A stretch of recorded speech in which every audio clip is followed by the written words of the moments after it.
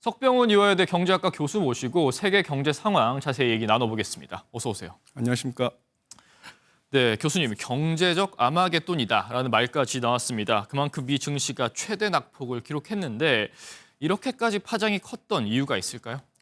무엇보다도 지난 2일에 트럼프 미 대통령이 세계 각국에 대해서 상호 관세 부과를 발표를 해서 큰 충격을 받았습니다. 그런데 그 충격이 시장에서 채 가시기도 전에 다시 중국이 미국에 대해서 34% 보복 관세 부과를 발표를 함으로써 바야흐로 주요국들이 미국에 대한 보복 조치를 할 것이다. 그래서 전 세계로 무역 전쟁이 확산될 것이다라는 공포가 미국의 주식 시장을 강타한 것으로 보입니다. 네, 당장 두드러지는 금융시장뿐 아니라 인플레이션이라든지 아니면 미국의 다른 산업 전반에 우려되는 바는 없습니까?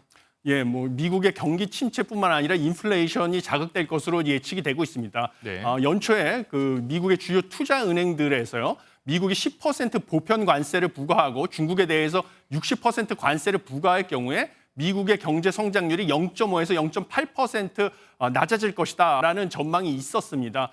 그러한 타격 때문인지 미국인의 54%가 트럼프 대통령의 관세 정책에 반대한다는 조사 결과도 있더라고요. 그럼에도 트럼프 대통령은 정책을 고수한다는 건데 궁극적으로 무엇을 노리고 있다고 봐야 될까요? 가장 중요한 목표는 무엇보다도 지금 제조업, 미국 제조업을 부활시켜서 제조업의 많은 일자리를 창출하는 것이 가장 중요한 목표가 되겠습니다. 네. 트럼프 대통령은 다음 중간선거, 2년 뒤에 있을 중간선거에서 승리하는 것이 가장 중요한 목표인데요.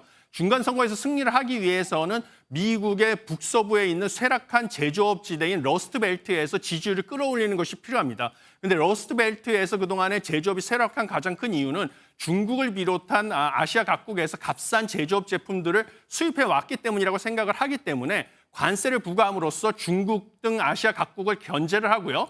이것이 지금 미국의 제조업을 부활시켜서 제조업 일자리를 많이 창출하면 결국은 이 러스트벨트 지역에서 지지율이 상승해서 중간선거 승리를 할 것이다. 이것이 가장 중요한 목표가 되겠습니다. 교수님, 결국 우리로서는 이게 한국 경제에 미칠 파장을 우려할 수밖에 없습니다. 당장 예상되는 피해 규모라든지 분야 좀 어떻게 전망하실까요?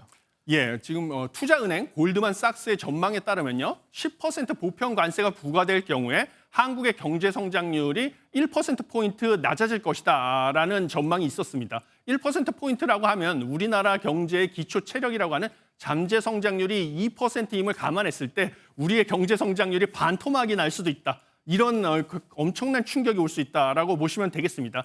특히 여러 우리 주력 수출 산업에서 큰 피해가 예상이 되는데요. 우리의 주력 수출 산업인 반도체 산업 같은 경우는 대중 수출 비중이 상당히 큽니다. 대중 수출 비중이 전체 수출에서 33%인데 문제는 중국의 외국으로의 수출이 클수록 우리 반도체의 대중 수출이 늘어나는 무역 구조가 되겠습니다. 그래서 미국이 중국의 관세를 높게 부과할수록 중국의 미국으로의 가전제품 수출이 점점 타격을 받게 되고 이러면 우리의 대중 반도체 수출이 타격을 받는 무역 구조가 되기 때문에 이런 산업 부분이 특히 큰 타격을 받는 것이 불가피하다 이렇게 보고 있습니다. 네, 교수님, 그럼 당장 이러한 관세 정책 때문에 이 한미 FTA의 재협상이라든지 한미 간 무역 질서의 개편도 좀 예상할 수가 있을까요? 트럼프 행정부에서도 수차례 얘기하듯이 지금 25% 상호 관세 같은 경우는 협상을 통해서 충분히 낮출 수 있다라고 얘기를 했습니다. 그래서 현 정부는 지금 미국과 함께 협상을 통해서 조기에 우리가 양보할 부분 최소의 비용으로 양보를 하고요. 그다음에 우리가 반드시 지켜야 할 부분은 우선순위를 정해서 지키는 합리적인 방향으로 협상을 통해서 관세를 낮추는 그런 조치를 빨리 취해야 될 것이다. 이렇게 보고 있습니다. 네, 잘 알겠습니다. 오늘 말씀 잘 들었습니다. 지금까지 석병훈 이화여대 경제학과 교수였습니다.